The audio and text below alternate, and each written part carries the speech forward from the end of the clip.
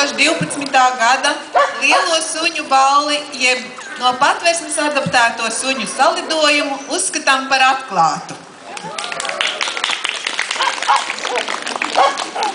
Šodien ir Patversmes cilvēku, suņu cilvēku, visu laimīgo suņu saimnieku un, protams, pašu suņu laimīgākā diena.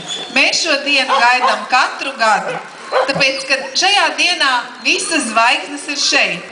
Šeit ir laimīgākie suņi, laimīgākie suņu saimnieki, laimīgākie Patversmes cilvēki, jo mēs redzam savu darbu. Mēs varam priecāties par visiem laimīgajiem stāstiem.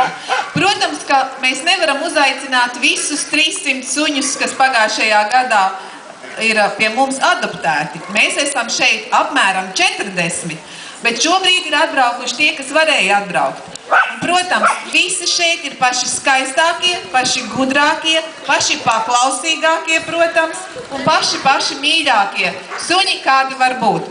Šodien visiem būs prieks, visiem būs piešķirtas nominācijas, un visi svinēs savus svētkus.